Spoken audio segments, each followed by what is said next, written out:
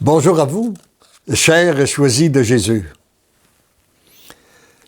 Aujourd'hui, dans le message numéro 95 du premier volume, nous devons prendre conscience que ce qui paraît être pour nous une épreuve est toujours une source de grâce et à la seule et unique condition que nous acceptions l'épreuve dans laquelle nous sommes présentement. Elle devient source de grâce. Et le texte dit ceci: « Mon tout petit, continue à te laisser transformer. Petit à petit, tu deviens l'amour. »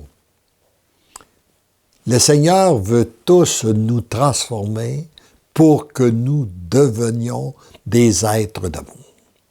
Et c'est son œuvre à lui, c'est pas la nôtre. La seule chose qu'il nous demande, c'est notre consentement.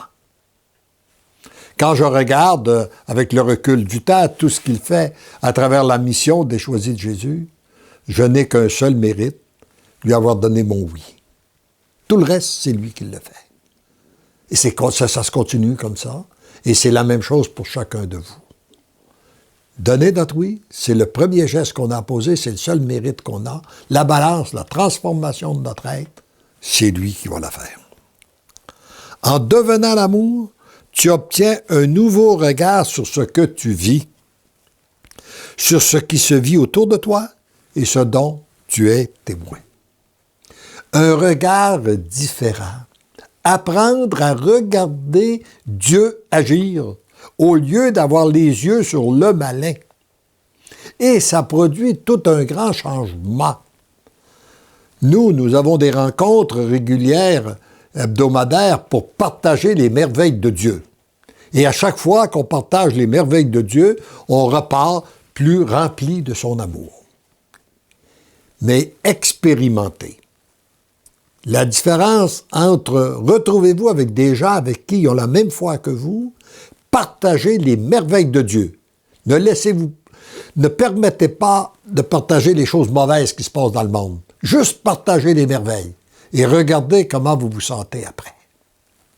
Vous êtes dans la paix, dans la joie, dans le bonheur.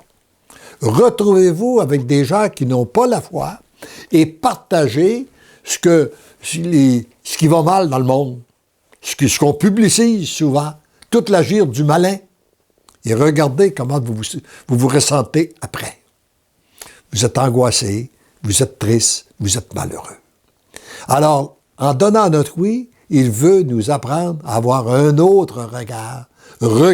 Et ce regard, c'est le regard qu'on porte sur Dieu, sur son agir, et en regardant ce qu'il y a de beau chez les autres, au lieu de regarder leurs défauts, ce qui va mal. Tu commences à voir au-delà des événements, au-delà des apparences.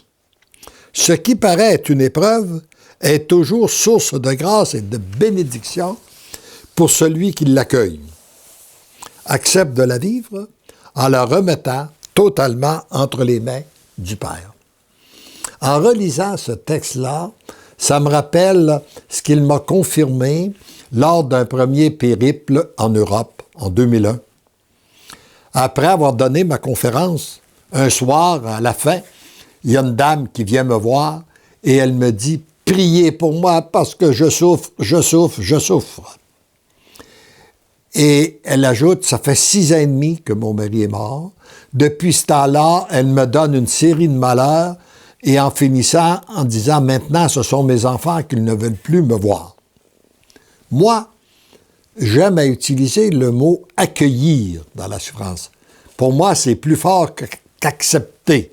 Parce que dans le mot « accepter », il y a souvent le sens « résignation »,« j'ai pas le choix, il faut que je l'accepte ». Mais lorsqu'on accueille, et lorsqu'on va dans une maison et que nous sommes accueillis, nous nous ressentons beaucoup mieux que si nous sommes juste acceptés. Mais là, j'ai trouvé le mot « accueillir » trop fort. Je lui ai demandé « Avez-vous accepté la mort de votre mari ?» Et elle a eu une réaction spontanée. Elle m'a crié « C'est pas acceptable ». Alors, je lui ai demandé, j'ai dit, bon, on va demander à Dieu de venir répandre sa paix dans votre cœur et de vous donner la grâce Là, je n'ai pas osé encore de dire d'accueillir. J'ai dit, on va commencer par accepter. D'accepter la situation qui est la vôtre en commençant par la mort de votre mari.